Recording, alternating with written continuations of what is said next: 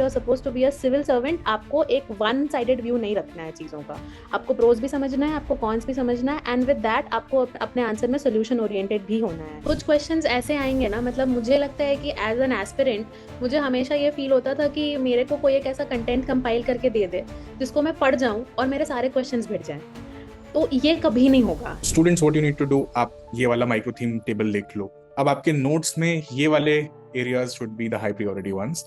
आप रैंडमली हर चीज का नोट बनाने मत बैठो, फिर तो आप पूरी बुक ही छाप दोगे। अगर ऑनरेबल फाइनेंस मिनिस्टर ने कुछ ऐसा बोला है, जैसे मुझे लगता है 2024 के बजट में उन्होंने फोरकास्ट हाईलाइट किया था इंडिया का, farmers, women, youth and the poor, ये सब नोट करिए अपने आंसर, अपने one pager note. Whenever you right an answer जहाँ पे चैलेंजेस का स्कोप है, ऑलवेज स्कोप है, आप वे फॉरवर्ड में हमेशा ग्लोबल बेस्ट प्रैक्टिसेस मेंशन करिए। एथिक्स के लिए मुझे लगता है sir, there is a lot of confusion in the market कि मटेरियल नहीं है, कहाँ से पढ़ें, क्या करें।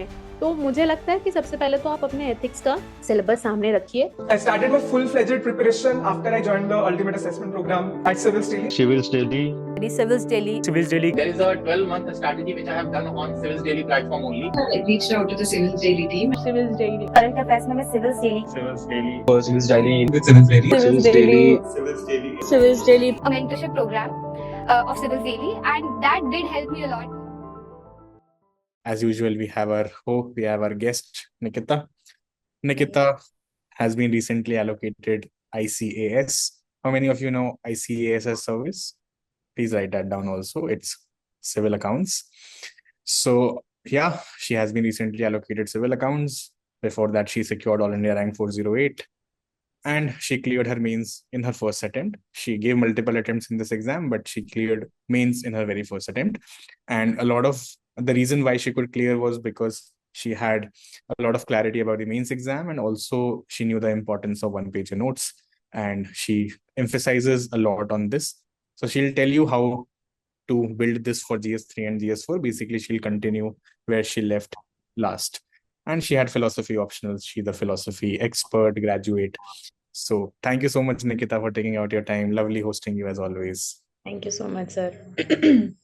Right. So I think we have emphasized this, that you need to know the trend of the mains examination. You need to know how many questions are coming from which subject, which domain, that would be themes. And then you have to categorize them into micro themes, right? And then you make notes, compress that to one-pager notes, which are your value addition material essentially, so that you can revise effectively before that 90 days period between prelims and mains. Yes. So yeah. So for GS3, Nikita, I think what's your take on this paper? And with respect to micro themes also, you can see on screen, and I think you'll be able to take forward. Yeah, so GS3, as everybody knows, I think it's a very highly current affairs dominated paper. And सबसे ज़्यादा problem जो मुझे GS3 में face करना पड़ा है before my mains, that I use to prepare a lot of topics in GS3, and then जब मैं क्वेश्चंस देखती थी तो मुझे लगता था कि जितना मैंने पढ़ा है उसमें से क्वेश्चंस तो आगे जाके मटेरियलाइज हो ही नहीं रहा है, क्योंकि मैंने कुछ और पढ़ रखा है, वो पूछ कुछ और रहे हैं। और बहुत सारे सब्जेक्ट्स में, स्पेशली साइंस एंड टेक में, मेरे को PYQs में रेपिटेशन ही नहीं दिखता था। तो मुझे समझ नहीं आता था कि आप मतलब जैसे इकोनॉमिक्स में you can you still have a scope of making micro themes, कि अच्छा ठीक है, इंक्लूसिव ग्रोथ से पूछा है, ओके पॉवर्टी से पूछा है। साइंस एंड टेक में it is always some other topic, और talking about some new technology, और कुछ बिल्कुल करंट में हुआ है। तो इवेंचुअली आई रियलाइज कि अच्छा ठीक है, okay maybe I can not identify a micro theme as such, अगर वो नहीं हो पा रहा है तो, but at least I can see कि किस टेक्नोलॉजी से रिलेशन में बात कर रहे हैं ये लोग। एंड देन वो चीज समझ में आया कि सिर्फ साइंस एंड टेक में, साइंस सिर्फ स्टैटिक पढ़ने से नहीं चलेगा, you will have to be very very aware with the current affairs going on in science and technology, again keeping in mind कि आपके एग्जाम का स्कोप क्या है। So there is the science page, science article that comes in the Hindu. तो कभी कभी उसमें कुछ कुछ इंपॉर्टेंट चीजें मिल जाती हैं, कभी कभी बहुत कॉम्प्लेक्स चीजें मिलती थी जो क्वांटम कंप्यूटिंग से रिलेटेड या something very very black hole से रिलेटेड, बहुत टेक्निकल। तो वहां थोड़ा आपको अपना जजमेंट यूज करना पड़ता था कि ये कितना रेलेवेंट है GS3 के लिए हमारे। And same with the other subjects also. I guess economics, disaster management और internal security, इन तीन subjects में there is a very good scope of making micro themes, क्योंकि फिर भी you can see them being repeated on a regular basis with every attempt. But environment and science and technology I feel is very very dynamic, और उनके आप कितने भी static portions complete कर लो, कहीं ना कहीं वो इतना हेविली करंट अफेयर्स डोमिनेटेड हो जाता है ना कि वो फील होने लगता है कि यार ये नहीं हो सकता है। इज द रीजन कि GS3 में उतना स्कोर नहीं हाई जाता जितना बाकी पेपर्स में जाता है। Absolutely correct. The importance of current affairs in GS paper 3 can't be neglected. So, with respect to economy, Nikita, as you can see, we have identified 73 micro themes. And चाहे आप देखोगे चाहे food processing sector हो या renewable energy हो या FDI से हो, the questions have been coming over the years, last 12 years में, right? तो students, what you need to do, आप ये वाला micro theme table देख लो। अब आपके notes में ये वाले areas should be the high priority ones. आप रैंडमली हर चीज का नोट बनाने मत बैठो, फिर तो आप पूरी बुक ही छाप दोगे, राइट? तो वो नहीं करना है। Obviously you have to be very smart कि आप किसके नोट्स बना रहे हो, किसका हिट रेशियो सबसे ज्यादा है, ये करना ही पड़ेगा आपको। अदरवाइज आप बहुत बड़ा content you will pile up and you will be not be able to do anything, और फिर एंजाइटी बढ़ेगी, right? So Nikita, you can take for example food processing sector. तो अगर इसके हमें 1 पेजर नोट्स बनाने हो तो यहाँ से how should they start? So जैसे हमने पीछे के स्लाइड में देखा कि फूड प्रोसेसिंग सेक्टर से देयर आर मल्टीपल क्वेश्चंस, तब रिपीट हो रहे हैं क्वेश्चंस। तो पहले तो of course we need to identify कि ठीक है, food processing sector is a topic जिससे हर हर साल नहीं तो एक साल छोड़ के तो क्वेश्चन आपका आ ही रहा है। तो माइक्रो थीम आइडेंटिफाई किया and then go to the PYQs, कि हमने लिस्ट डाउन कर दिए ऑल दोज PYQs जो फूड प्रोसेसिंग रिलेटेड सेक्टर से हमसे पूछा गया है। And then we will see the questions कि हमसे क्वेश्चंस कैसे पूछ रहे हैं, कि पॉलिसी इलैबोरेट करने के लिए बोल रहे हैं कि कैसे जिससे चैलेंजेस मीट हो सके, स्कोप और सिग्निफिकेंस पूछ रखा है, फिर से चैलेंजेस एंड अपॉर्चुनिटीज पूछ रखा है, इम्पेडिमेंट्स पूछ रखा है जो अगेन एक तरह से चैलेंजेस है। तो ये क्वेश्चंस को अगर हम देखें, इन 4-5 क्वेश्चंस को, तो हमें एक बेसिक आइडिया लग रहा है कि अगर फूड प्रोसेसिंग से क्वेश्चंस आ रहा है तो generally it is hovering around कि इसका स्कोप क्या है, इसके इश्यूज या चैलेंजेस क्या हैं। और अगर इश्यूज और चैलेंजेस अगर होलिस्टिकली नहीं पूछ रहे हैं तो कोई एक चैलेंज उठा के पूछ ले रहे हैं, जैसे कि यहाँ पे उन्होंने पूछ रखा है कि marketing and supply chain management development में क्या इशू हो रहा है। तो अब इसके 1 पेजर नोट्स हम कैसे बनाएंगे? इसका पहले तो हेडिंग हमने डाली फूड प्रोसेसिंग सेक्टर की, उसका थोड़ा सा ब्रीफ इंट्रोडक्शन दिया कि फूड प्रोसेसिंग सेक्टर, एंड यहाँ पे इस तरह के टॉपिक्स में you don't need to define कि फूड प्रोसेसिंग सेक्टर क्या होता है। It's very obvious from the word itself कि फूड प्रोसेसिंग सेक्टर है। अब आप उसको एक्सप्लेन करने लग जाइएगा तो बहुत सिली लगेगा, it will come out as very immature. तो वो नहीं करना है। इससे बेटर है कि you start with the data, या कोई रीसेंट स्कीम जो हमारी गवर्नमेंट ने लॉन्च की हो जो कि फूड प्रोसेसिंग सेक्टर को बढ़ाने का काम कर रहा है। मैंने अपने इनिशियल वीडियोस में भी बोला है कि food processing sector is a sunrise sector. तो GS3 में ऐसे जो भी टॉपिक्स हैं, स्पेशली GS3 में ऐसे जो भी टॉपिक्स हैं जो हमें फील होता है कि इज अ सनराइज सेक्टर, उसका 360 डिग्री व्यू होना बहुत जरूरी है। क्योंकि ये टेक्नोलॉजी जैसे जैसे बढ़ेगी उसके पैरेलली इनका भी अपना अपना डेवलपमेंट होते रहेगा। तो these are never going to, the sun is never going to set on these sectors. तो it is very important कि हम इनका मतलब मंथ बाय मंथ या ईयर बाय ईयर जो भी इसमें प्रोग्रेस हो रहा है हमारे कंट्री में उसको नोट डाउन करके रखें। तो फूड प्रोसेसिंग का अगर 1 पेजर बनाना हो तो डेटा या किसी एक स्कीम से हमने स्टार्ट किया कि recently XYZ scheme was launched, या recently a data by this in some institution was given regarding to food processing industries. फिर हमने इश्यूज को हाईलाइट किया कि फूड प्रोसेसिंग इंडस्ट्रीज में इशू हो क्या रहा है, उसके अंदर हमारे 6-7 पॉइंट्स होने चाहिए।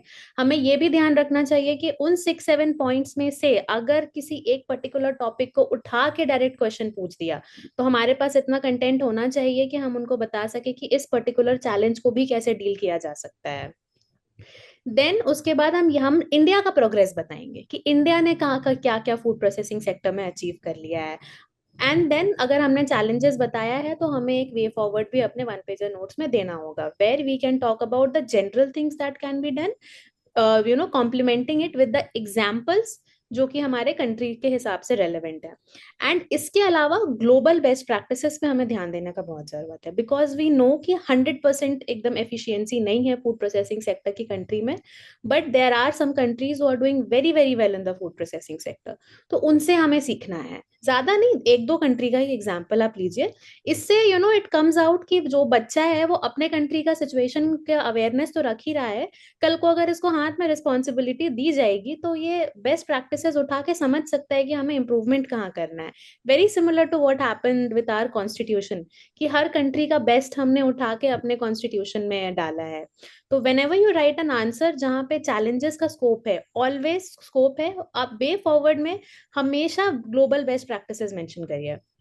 अगर स्टेट में किसी स्टेट ने भी ऐसा अगर कुछ कर रखा है वेर यू फील कि नहीं इस स्टेट ने पर्टिकुलरली बहुत अच्छा काम किया है हमारे कंट्री में, तो आप वो भी मेंशन करिए। It goes a long way in enriching your answer. Absolutely. तो जैसा आपको मैम ने बताया कि you can C from PYQs itself कि आपको वन पेजर नोट्स कैसे बनाने हैं, राइट। तो आपको बहुत ज्यादा हिंट तो आपको प्रीवियस ईयर क्वेश्चन से ही मिल जाता है। इसीलिए PYQs, माइक्रो थीम्स, ये सब इंडिस्पेंसिबल पार्ट है of your UPSC preparation. This should be your Bible. इसके बिना आप आगे मत बढ़िए, सब सोल्यूशन इसी में आपको मिल जाएगा। एंड बहुत comprehensively she has explain to you how to use PYQs and make one pager notes. ये सब आप बना लोगे तो फूड प्रोसेसिंग सेक्टर आपका कवर हो जाएगा। अब जब तक कुछ बहुत मेजर नहीं होता आपको अपडेट नहीं करने की जरूरत है, अभी आपका 2-4 साल चलेगा, ठीक है। तो दैट्स हाउ आपको करना है हर एक टॉपिक को लिख के, and I right. Think sir कुछ क्वेश्चंस ऐसे आएंगे ना, मतलब मुझे लगता है कि एज एन एस्पिरेंट मुझे हमेशा ये फील होता था कि मेरे को कोई एक ऐसा कंटेंट कंपाइल करके दे दे जिसको मैं पढ़ जाऊं और मेरे सारे क्वेश्चंस भिड़ जाएं। तो ये कभी नहीं होगा। Even though you will make thousands of one pager notes, there will be questions जहां पे आपको अपना प्रेजेंस ऑफ माइंड यूज करना पड़ेगा। If you see the fourth question in the food processing industry, जो इसका लास्ट पार्ट है, can e commerce help in overcoming these bottlenecks. If you अपने वन पेजर नोट्स में ना जनरली आपको चमकेगा नहीं ई कॉमर्स, लेकिन यहाँ पे आपको सोचना पड़ेगा। You will have to be on your foot, use your common sense. E commerce को एज अ एंटिटी समझिए और सोचिए कि उससे राइट नाउ हमें क्या फायदा हो रहा है, तो फूड प्रोसेसिंग में क्या क्या फायदा हो सकता है। हर चीज को नोट्स में भी कंपाइल करना पॉसिबल नहीं है। Sometimes Absolutely. you will There has have to be a to use presence of your mind. presence of mind, and I think GS3 paper में वो बहुत ज्यादा टेस्ट होता है। And the ability to interlink also, I think, is very important across your GS papers. तो ये सब तो बिल्कुल टेम्परामेंट वाले चीजें हैं जो आपको करना ही पड़ेगा on the day of your exam. That will only get your name into the final list. यही डिफरेंस होता है जिनका नाम लिस्ट में आ रहा है और जिनका नहीं आ रहा है, डिस्पाइट द टैलेंट अवेलेबल। कि ये प्रेजेंस ऑफ माइंड, यही टेम्परामेंट, यही एबिलिटी टू इंटरलिंक, बस यही डिफरेंस है और कोई डिफरेंस नहीं। It's not like that you are not working hard और you don't have enough content, ठीक है। तो ये सब आपको ऑफ कोर्स प्रैक्टिस से आता है, डिस्कशन से आता है, मेंटरशिप से आता है, ये सब आपको करते रहना है। देन अगेन आप देखोगे यही चीजें आपको निकिता ने बताई अभी कि आप कैसे बना सकते हो, और यही पॉइंट्स आपको हेल्पफुल हो जाते हैं जब आप वन पेजर नोट्स भी बनाते हो। तो जब आप माइक्रो थीम देख लेते हो कि थीम क्या है, डिमांड क्या है, टॉपिक क्या है, तो आपके वन पेजर नोट्स भी इसी लाइंस पे बनते रहते हैं, ठीक है। तो आपके बहुत फायदा होता है if you just pick the right micro theme. Similarly, for internal security, Nikita, what is your understanding of this paper? Sir I think GS3 में internal security is one of the most scoring papers. इसमें score करने का बहुत bumper scope होता है until they give you a very recent internal security related scheme, और आप वहां फैक्चुअल कर देते हो और आप वहां फंस जाते हो। बट अब कुछ चीजें हैं जो हमारे कंट्रोल के बियॉन्ड हैं, कुछ चीजें हैं जो हम कंट्रोल कर सकते हैं। Now what we can make sure is again हम सारे टॉपिक्स को आइडेंटिफाई करें और हम नोट डाउन करें कि किस में सबसे ज्यादा हमसे क्वेश्चंस पूछ रहा है। अगर आप यहाँ देखिए तो border area management, organised crime and terrorism and cyber security पे सबसे ज्यादा क्वेश्चंस है, लेफ्ट विंग एक्सट्रीमिज्म उसके बाद, ऐसे करते करते सारे हैं।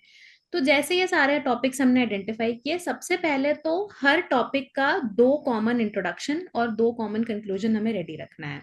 क्योंकि if you see the pattern of questions that is being asked in internal security, चाहे वो क्वेश्चन कुछ भी पूछ रहे हो, आपने अगर पहले से 2 इंट्रोडक्शन और 2 कंक्लूजन प्रिपेयर करके रखा हुआ है ना, जैसे ऑर्गेनाइज्ड क्राइम पे के पे अगर कुछ इंट्रोडक्शन आपको लिखना है तो 2 इंट्रोडक्शन रेडी है, 2 कंक्लूजन रेडी है, कुछ भी क्वेश्चन हो आप देखना वो इंट्रोडक्शन चिपक जाता है उस पे, लगता ही लगता है, because you have to kind of either you will start with data, या तो आप डेटा से बताओगे कि ऑर्गेनाइज क्राइम इतना इतना बढ़ गया है इंडिया में या इतना इतना कम हुआ है, what ever is the situation, या आप कुछ रीसेंट इवेंट से स्टार्ट करते हो, नहीं तो आप बताते हो कि ऑर्गेनाइज क्राइम है क्या, इन तीनों में से कोई चीज करते हो, और फोर्थ केस आपका होता है कि आप कोई कोटेशन से स्टार्ट कर देते हो, विच इंटरनल सिक्योरिटी में आई पर्सनली बिलीव आपका कंक्लूजन में होना इज बेटर देन आपके इंट्रो में होना, बट आप उसको प्रिपेयर करके रखो। तो बेस्ट चीज क्या होती है कि आपको वहां पे बैठ के सोचना नहीं पड़ता है कि अब इसका इंट्रोडक्शन क्या बना है, क्योंकि there will be a lot of topics specially in GS3 जहां आपको एग्जाम में बैठ के वहां क्लास में सोचना पड़ेगा कि यार इसका इंट्रो कैसे स्टार्ट करें, and in exam like mains जहां 2-2 3-3 10-10 सेकंड का वैल्यू है, वहां आप सोचिए कि आपके दिमाग में ऑलरेडी मेमोराइज्ड इंट्रो और कंक्लूजन है, आप अगर 4 मिनट भी अपना बचा रहे हो आप बहुत ज्यादा टाइम बचा रहे हो। विजय, क्वेश्चन इन द लास्ट, अभी हैंड मत रेज करो आप। यस। सो इंटरनल सिक्योरिटी में माय सजेशन इज कि सारे टॉपिक्स के पहले तो 2 इंट्रो और 2 कंक्लूजन आपको रेडी रखने हैं, स्पेशली जो टॉपिक्स हैं जैसे साइबर सिक्योरिटी और organised crime, terrorism, social media वाले टॉपिक्स, ये टॉपिक्स अगेन बहुत सिमिलर हैं। अब इनको मैं सनराइज सेक्टर नहीं बोलूंगी क्योंकि वो टेक्निकली गलत हो जाएगा, बट सिमिलर पैटर्न है। क्यों? क्योंकि ये आगे इनका रेलेवेंस हमेशा रहेगा, जब तक टेक्नोलॉजी है इनका रेलेवेंस हमेशा रहेगा, टेक्नोलॉजी इंप्रूव होगी, इनका भी इनको भी एक्सप्लॉइट करने के तरीके लोग ढूंढेंगे और हमारी कंट्री को इंटरनल सिक्योरिटी में प्रॉब्लम्स फेस करनी पड़ सकती है। तो इनका रेलेवेंस क्योंकि आगे फ्यूचर में बहुत है, तो अगेन इन टॉपिक्स का 360 डिग्री व्यू होना बहुत जरूरी है with the data, with the future scopes that you have. So suppose if we pick up a topic like cyber security अगर हम उठा लें, तो of course will have to first see कि साइबर सिक्योरिटी में क्वेश्चंस आ क्या रहे हैं। अब अगर आप 2015 का क्वेश्चन जैसे देखिए कि नेशनल साइबर सिक्योरिटी पॉलिसी 2013 के बारे में डायरेक्टली पूछ रखा है, तो ऐसे क्वेश्चंस में अगर आपको नहीं आता है ना तो आप कुछ भी उल्टा पलटा लिख के नहीं आ सकते हो, दिक्कत ये है। With factual questions the thing which becomes difficult is कि अगर आपको आता है तो आप लिख पाओगे, नहीं आ पाता है तो आप कुछ भी रैंडम लिख के नहीं आ सकते हो, you can not afford to irritate your examiner. So इसीलिए साइबर सिक्योरिटी में be very ready with your static part, जो चीजें आपके कंट्रोल में है कि साइबर सिक्योरिटी पे अगर है तो साइबर सिक्योरिटी पे 2 इंट्रोडक्शन 2 कंक्लूजन रेडी रखेंगे विथ डेटा, साइबर सिक्योरिटी को अच्छे से समझेंगे, उसका फीचर्स अच्छे से याद करके रखेंगे, ये सारा आपका स्टैटिक पोर्शन है। उसके बाद उसका चैलेंजेस समझेंगे, उसको अच्छे से इम्प्रूव कैसे कर सकते हैं उस पे नोट्स बनाएंगे, इंडिया ने क्या क्या स्कीम्स लिया है साइबर सिक्योरिटी में उसको उठाएंगे, and the moment you pick up that topic in your 1 page notes where you write down as to what your country has done in the realm of cyber security, वहां पे आपको 3-4 act आराम से मिल जाएंगे, recent वाले भी मिल जाएंगे और पुराने वाले भी मिल जाएंगे, और आपको फिर अंदर से होगा कि यार इनके बारे में पढ़ लेती हूँ, और आप पढ़ोगे और अगर आपका वो क्वेश्चन में आ गया तो चलो 5 पॉइंट ना सही आप 3 पॉइंट भी लिख के आओगे, it is much much better than not writing anything at. Of course there will be questions जो आपको बाउंसर देंगे एग्जाम में, मतलब आई थिंक GS3 में सबसे ज्यादा स्कोप होता है कि where you come across questions where you feel कि इसमें मेरे को कुछ नहीं आता है, वहां पे भी मुझे लगता है कि एक उस स्कीम को पढ़ के थोड़ा जनरल आइडिया लीजिए कि इस स्कीम में क्या क्या है, क्या क्या हो सकता है, थोड़ा सा अगर एवरेज पॉइंट्स भी अगर आप लिख के आ रहे हो ना जो थोड़ा बहुत भी उस स्कीम को रेलेवेंटली मैच कर जा रहा है तो भी आपको मार्क्स मिलेंगे, just don't write irrelevant things. Right. So if you also see cyber security का demand wise segregation and topic wise segregation भी हमने माइक्रो थीम से ही कर दिया है, right. So Nikita, as you can see cyber security को हमने policies act, cyber warfare, data security, ये सब टॉपिक इसके सब टॉपिक्स बना दिए, these are the micro themes. और फिर उससे डिमांड क्या है, आप इसको भी यूज करके 1 पेज नोट्स बना सकते हैं। उसमें यू कैन ऑब्वियसली, जैसे आपने कहा, आप 2 इंट्रोज रखिए, we can do that also, and probably conclusion में भी आप कहोगे तो we can have a readymade thing there in the 1 page notes itself, right. तो आई थिंक इन पेपर्स में आप 1 पेज नोट्स में ही टेम्पलेट बना सकते हो निकिता, राइट, इंट्रोडक्शन का भी और कंक्लूजन का भी एंड प्रोबेबली डेटा का भी, हाँ right. So students, this is exactly, पहले आपको सीधा 1 पेज नोट्स पे नहीं जाना है, राइट? तो ऐसे नहीं बनेगा वन पेज, और आपके स्टार्टिंग के नोट्स भी वन पेजर नहीं होंगे। सो डू नॉट वरी, अगर आप if you starting your preparation और आप, सर मेरे वन पेजर नहीं बन रहे, मेरे तो 4 पेजर बन रहे हैं, 4 पेजर ही बनेंगे ना शुरू में, बिकॉज यू डोंट नो बनाने कैसे। उसके बाद जब आप एक्सपीरियंस गेन करते रहोगे, आप पीवाईक्यूज देखोगे, आप आंसर्स लिखोगे, आप इवेलुएट कराओगे, तो आपको पता चलेगा आधा तो आपका रेलेवेंट ही नहीं है। फिर आप उसको शॉर्ट करते करते वन पेजर पे आ जाओगे जब आप मेंस लिख रहे होगे। That is the goal. आज अगर आपके पास 2025 में वन पेजर नोट्स नहीं है, कोई प्रॉब्लम नहीं है। 26 में जब आप मेंस लिखोगे आपके पास होने चाहिए उससे पहले, ये एम है। तो आपको रिविजन आसान नहीं है। ओके निकिता, तो आई थिंक आपने भी जस्ट दिया, थोड़ा डिटेल में जा सकते हैं कि what does exactly GS paper 3 demands, और वन पेजर नोट्स आपने कैसे बनाए। एक था कि हम बनाने कैसे हैं, व्हाट यू डिड, अब आप वो बताइए। फर्स्ट ऑफ ऑल सर, मैंने तो ऑफ कोर्स सिलेबस को सब्जेक्ट वाइज डिवाइड किया कि इकोनॉमिक्स के अलग, सबके अलग। वो तो आई थिंक सबको अंडरस्टैंडेबल है, इट्स वेरी ऑब्वियस कि सब्जेक्ट वाइज उसको डिवाइड कर लेना है। उसके बाद before I started picking up the micro themes from the PYQs, पहले मैंने ये देखा है कि किस सब्जेक्ट से सबसे ज्यादा क्वेश्चंस आते हैं जीएस 3 में। तो अगर आप नोट करो तो इकोनॉमिक्स के बहुत क्वेश्चंस होते हैं, साइबर सिक्योरिटी के शायद 3 या 4 होते हैं, इंटरनल सिक्योरिटी के 3 या 4 होते हैं, डिजास्टर मैनेजमेंट के भी 3 या 4 होते हैं। तो उससे आपको पहले तो सब्जेक्ट का रेलेवेंस समझ में आएगा।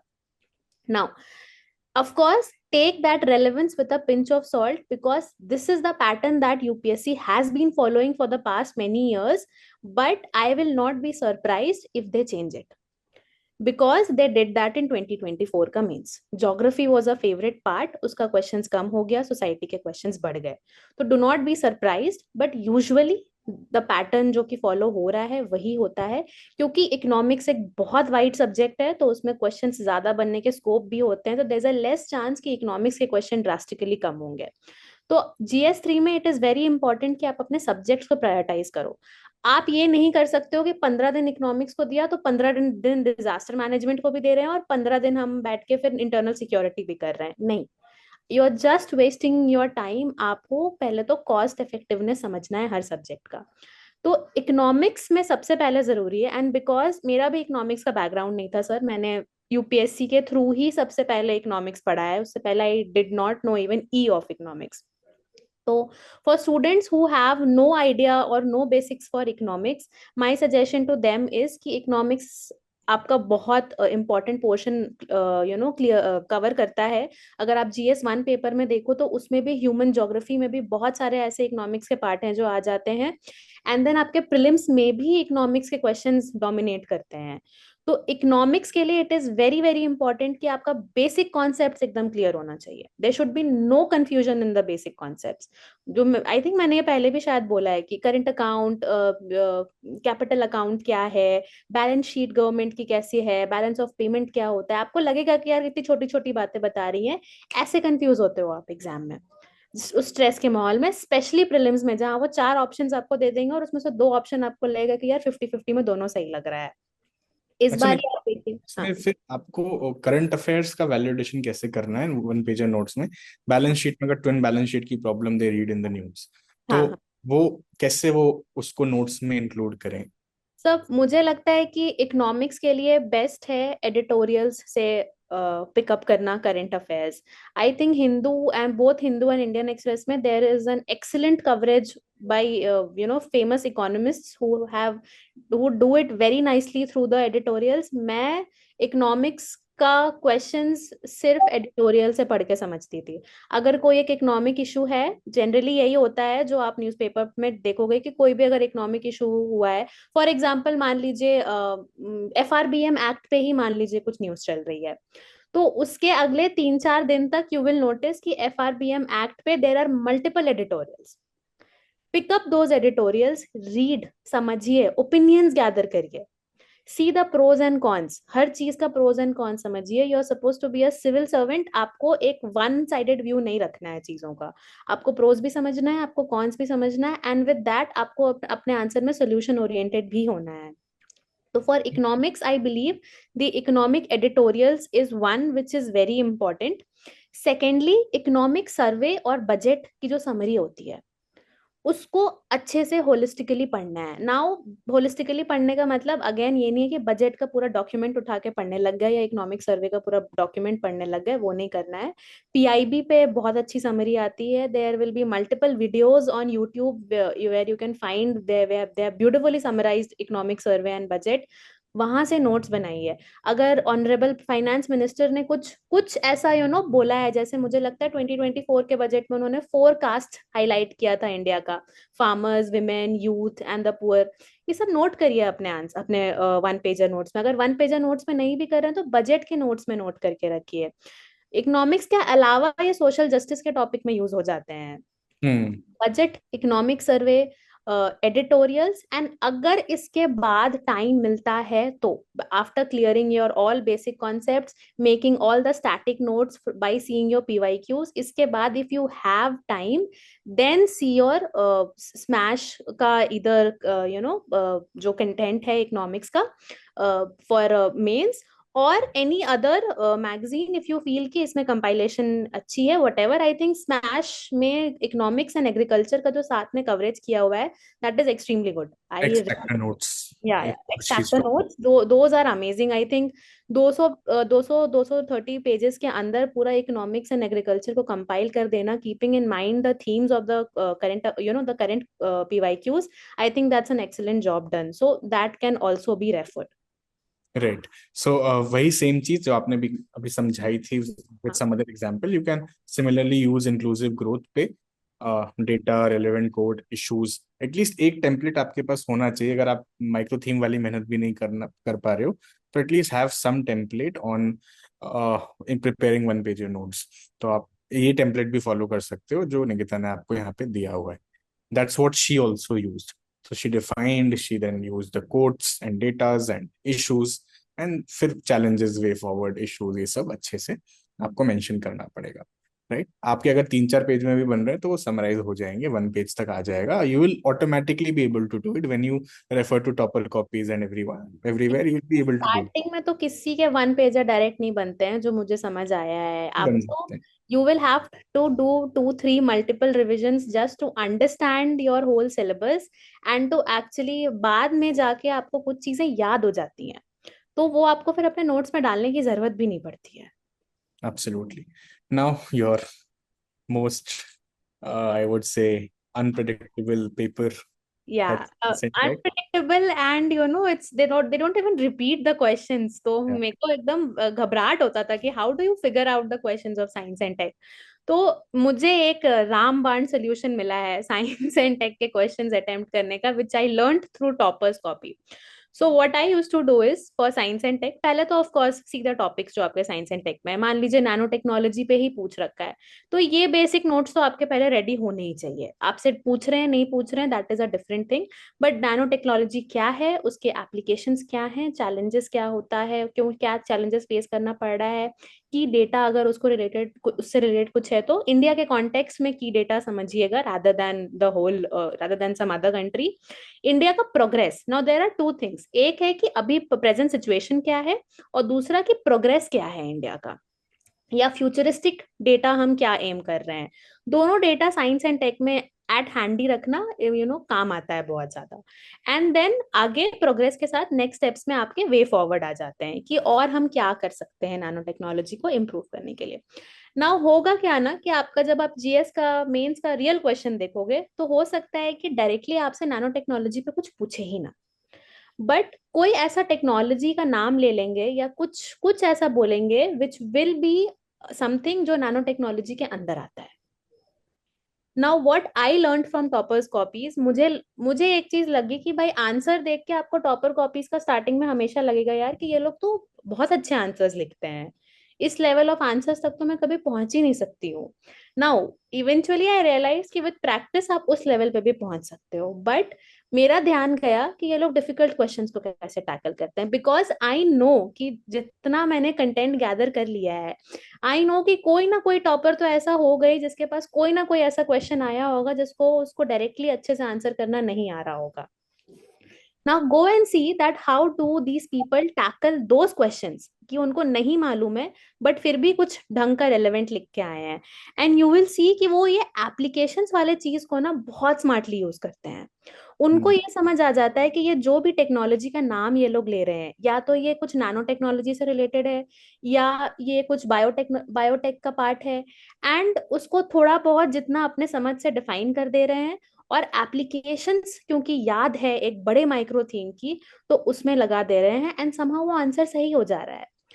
मैं ये मान सकती हूँ कि आपको 7.5-8 नंबर नहीं आएंगे, बट अगर आप 5 भी ला रहे हो, या 10 मार्क्स के क्वेश्चन में आप 2 या 3 नंबर भी उठा रहे हो, it is always better than having a 0 marks in that question.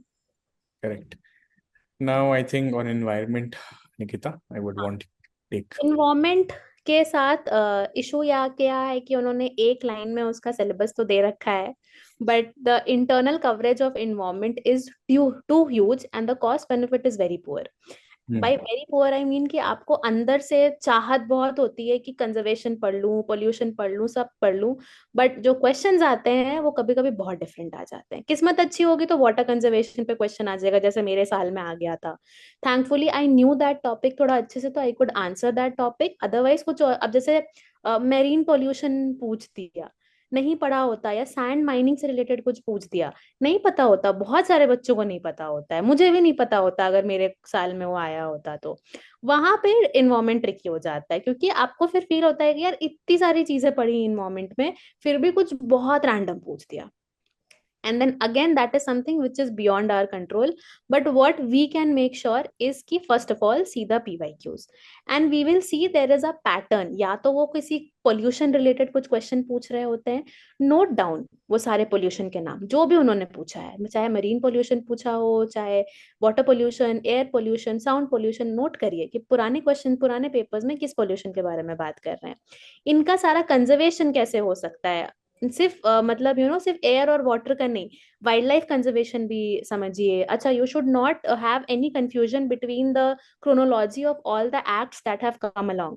ये confusion be make it very clear in your mind कि वाटर एक्ट पहले आया है कि बायोडाइवर्सिटी एक्ट पहले है। ये सब कंफ्यूजन नहीं होना चाहिए आपको, क्योंकि हर एक एक्ट इन्वायरमेंट में उसके अपने पहले एक्ट का या किसी और एक्ट का एक इम्प्रूवमेंट के जैसा है। तो you should always understand the chronology, because that is how you right it in your answers. आप अपने वे फॉरवर्ड में या चैलेंजेस में या स्कोप में इन चीजों को डालते हो कि इस एक्ट में ऐसे, कभी कभी डायरेक्टली पूछ भी देते हैं कि इस एक्ट में ऐसे ऐसे इश्यूज थे, तो इसको ठीक करने के लिए आप क्या कर सकते हो। तो आपको हो सकता है कि वाइल्ड लाइफ एक्ट में जो नए अमेंडमेंट्स हुए हैं उसके बारे में थोड़ा नॉलेज रखने का जरूरत है। तो जितने भी इम्पोर्टेंट इन्वायरमेंट के एक्ट्स हैं, water pollution, air pollution, biodiversity act, recently wild life amendment act amend हुआ है 2022 में, जहां उन्होंने वो 6 क्राइटेरियाज हटा के सिर्फ 4 कर दिए हैं।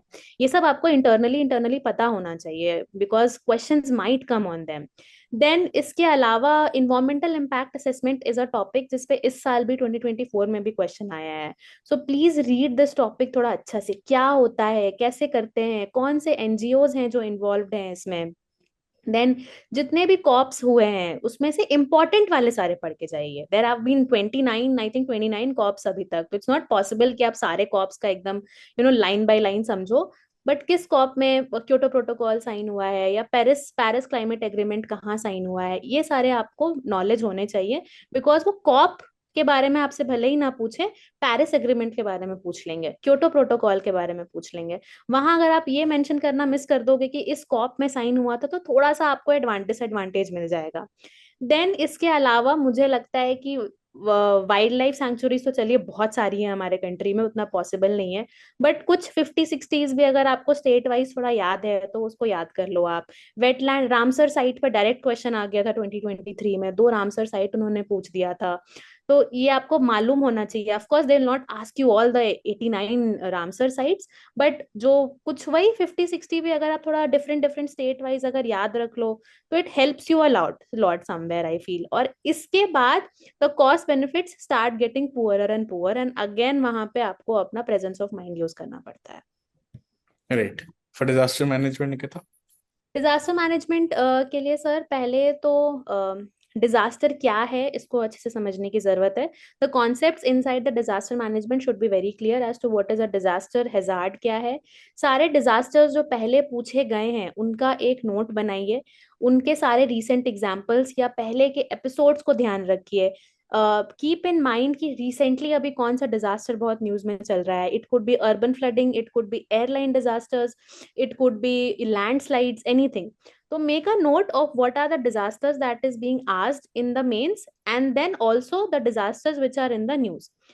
और उसके बाद उसका mitigation and then what reduction and then rehabilitation आपको सारा पता होना चाहिए. मोदी जी ने 10 पॉइंट्स दिए हैं to tackle the disaster management. वो you should have on your finger tips. Those are very useful 10 pointers. You can write it in your disaster management. In a lot of disaster के अंदर आप उसको note कर सकते हो. Map की practice करके रखिए डिजास्टर मैनेजमेंट में. अगर आपसे पूछ दिया कि कोई 2 इंसिडेंट बताइए, जो कि पूछते हैं, it's a very favourite thing for UPSC where they ask, क्योंकि कोई 2 इंसिडेंट से एग्जांपल से एक्सप्लेन करिए. तुरंत मैप बनाइए साइड में, स्टेट के जगह पे बता के करिए. ये सबसे आपको मार्क्स फेच होता है. बेस्ट प्रैक्टिसेस, चैलेंजेस क्या है उस डिजास्टर को टैकल करने का. एंड अगेन इसमें भी 2 intros and 2 conclusion for every disaster. And why I am saying 2 intros and 2 conclusion, क्योंकि कभी कभी ऐसा हो सकता है कि सेम डिजास्टर पे एक 10 मार्कर और एक 15 मार्कर आ जाए. जनरली करते नहीं है बट हो सकता है. तो it is better to be prepared than writing same intro and conclusion for both the questions. Disaster management को भी हम इंटरनल सिक्योरिटी के जैसा ही टैकल करते हैं. Right. Mostly you've said about internal security. So I don't think it would be just a repetition of the same things you've mentioned before. Is there anything you want to add new to this? No, I think I covered internal security में. I feel उससे ज्यादा मैं क्या ही बताऊं. मेरा खुद का भी उतना ही कवरेज है बस. With respect to ethics, Nikita, I think what is your take on this paper? Sir I think ethics एक ऐसा सब्जेक्ट है जो अपना खुद का है. बाकी जीएस पेपर्स में you have multiple subjects inside them. Ethics बस एथिक्स है. तो it is a very scoring paper. There is a very high scope of scoring in this paper. And इसमें there is one thing which needs to be kept in mind very nicely, इसकी इसको GS के answer के जैसा नहीं लिखना है. ठीक है, you can use some examples from your GS of course, because it is again a GS 4 paper. तो कुछ आपके टॉपिक्स ओवरलैप होते हैं, understandable, but the answers that you write should revolve around your ethical keywords. कि आप जो word use कर रहे हो वो एक एथिकल कीवर्ड है कि नहीं है. आप एथिक्स के टर्म्स में आपको अपने आंसर्स में बात करना है, rather than just using pestle approach कि पॉलिटिकल बता दिया, इकोनॉमिक बता दिया, सोशल बता दिया. नहीं, ये नहीं करना है आपको एथिक्स में. You have to think ethically in every question that you write. And case studies is extremely important. मुझे लगता है कि एथिक्स में अगर आपके 10 मार्कर्स में 1-2 अगर क्वेश्चन गलती से छूट भी गए हैं, कोई बात नहीं. 10 मार्क एक क्वेश्चन भी अगर छूट रहा है तो बट केस स्टडीज आपको नहीं मिस करना है. 20 मार्क्स का एक एक केस स्टडीज होता है. And there is a huge scope in scoring very good marks in case studies.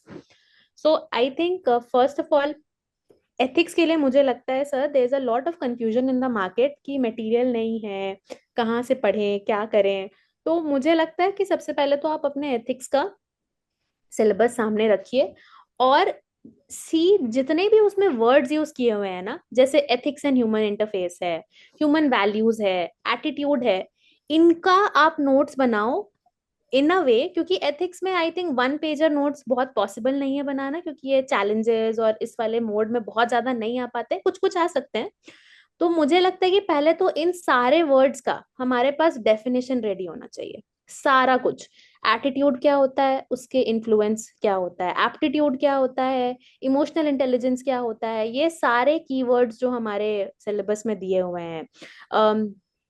Probity क्या होती है, प्रॉबिटी इन गवर्नेंस क्यों इम्पोर्टेंट है, क्या उसका चैलेंजेस है, सारे कीवर्ड्स का डेफिनेशन आपको रेडी रखना है अपने पास. आपको मालूम होना चाहिए कि एग्जैक्टली क्या है वो. कोड ऑफ एथिक्स क्या है, कोड ऑफ कंडक्ट में डिफरेंस क्या होता है, सिटीजन चार्टर क्या होता है, इनका आपको नोट्स एकदम रेडी रखना है. 2-2, 3-3 लाइन के डेफिनेशन विथ 1 एग्जाम्पल. अब एग्जाम्पल आपका इमेजिनरी केस नहीं होना चाहिए मेरे हिसाब से। बहुत लोग एग्जाम्पल देख के ऐसे बता देते हैं कि for example a man steals. उससे बेटर ऐसा है कि आप कोई रियल लाइफ एग्जाम्पल यूज करिए, either of a public servant, anyone. It could be a bureaucrat, it could be a doctor, it could be a paramedical officer, anybody which you feel कि इन्होंने इस field में बहुत अच्छा काम किया है, या कोई और इंसिडेंट जो आपको लगता है कि ये अकाउंटेबिलिटी, फॉर एग्जाम्पल अगर अकाउंटेबिलिटी का टॉपिक है तो अकाउंटेबिलिटी क्या होती है, वो ट्रांसपेरेंसी से कैसे अलग होती है, अकाउंटेबिलिटी का क्या इंपॉर्टेंस है, कौन से ऐसे लोग हैं जिन्होंने अपने करियर में अकाउंटेबिलिटी शो किया है, या कौन सा, जैसे मान लीजिए आरटीआई एक्ट है, आप आरटीआई एक्ट को भी बहुत अच्छे से अकाउंटेबिलिटी में डाल सकते हो क्योंकि that act revolves around accountability. तो उस चीज का एग्जाम्पल नोट करके रखिए। एथिक्स का पेपर में स्कोर बहुत ज्यादा उठता है जितने एग्जाम्पल्स आप यूज करोगे। I think that is one very, and then I think you should keep in mind the ethical terms, जैसे कुछ कुछ होते हैं, जैसे डिओन्टोलॉजी हो गया, यूटिलिटेरियनिज्म हो गया, वर्च्यू एथिक्स हो गया।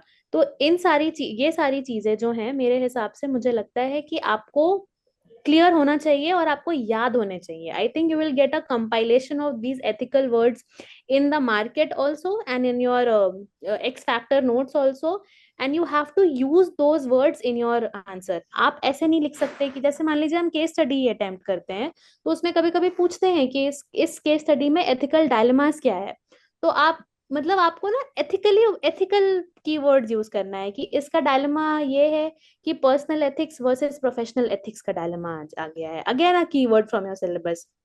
या ये केस स्टडी जो है वो कांट की डीओंटोलॉजी को हाईलाइट कर रही है, वेयर यू टॉक अबाउट कि है ना, take the case on face value पे लेना है, इंट्रिंसिक वैल्यू, एक्सट्रिंसिक वैल्यू, ये सारे जो कीवर्ड्स हैं आपके आंसर्स में होना is extremely important. You can not write it as a GS paper. तो मुझे लगता है कि एथिक्स एक ऐसा पेपर है कि अगर आपने उसके नोट्स रेडी कर लिया ना with all those keywords and all those examples, उसके बाद समहाउ उसके आंसर्स अटेम्प्ट करना इजी हो जाता है, and then it will fetch you very good marks उसके बाद। Right. So thank you, Nikita. Let's take few questions for you. Yeah. Somebody is asking, can he mention groups like LET, PFI when explaining about terrorism, and or if BRICS is working towards that problem, and that which is a global problem, and how Pahalgam attack was a concerning issue. Everything, like whatever, you can see the question of Sajal, I guess. Correct. So the same question probably. Do you think it can be, all of this can be put in one pager notes? Of course no, मतलब यार अब देखो, one pager notes में of course there are limitations as to what you can put and what you can not. अब one pager notes बोल दिया है इसका मतलब ये नहीं है कि वो 1.5 पेज का हो रहा है तो उसको 1.5 पेज का होने नहीं देंगे। Of course BRICS is a very relevant topic right now, तो अगर उनका कुछ काम है टेररिज्म के अराउंड तो आप वो एकदम बिल्कुल मेंशन करो अपने वन पेजर नोट्स में। रादर आई वुड से कि आप उसको न्यूज़पेपर से इतना मल्टीपल टाइम्स पढ़ लो कि आपको याद हो जाएगी ब्रिक्स क्या कर रहा है इन सारे टेररिज्म एक्टिविटीज में। क्योंकि ये सारी news, that's why there is an importance of reading newspapers every day, because कुछ कुछ न्यूज इतना रिपीट होते हैं ना हफ्ते भर में कि वो एक टाइम के बाद याद हो जाता है। So I would say one pager को आप 2 pager notes भी कह सकते हो, जरूरी नहीं है। I think it's just a lingo कि Yeah. ठीक है क्योंकि वो कन्वीनियंट होता है, बट अगर वो 1.5 से 2 पेज का भी जा रहा है तो कोई दिक्कत नहीं है, 10 पेज नहीं होना चाहिए, is what is the motive here.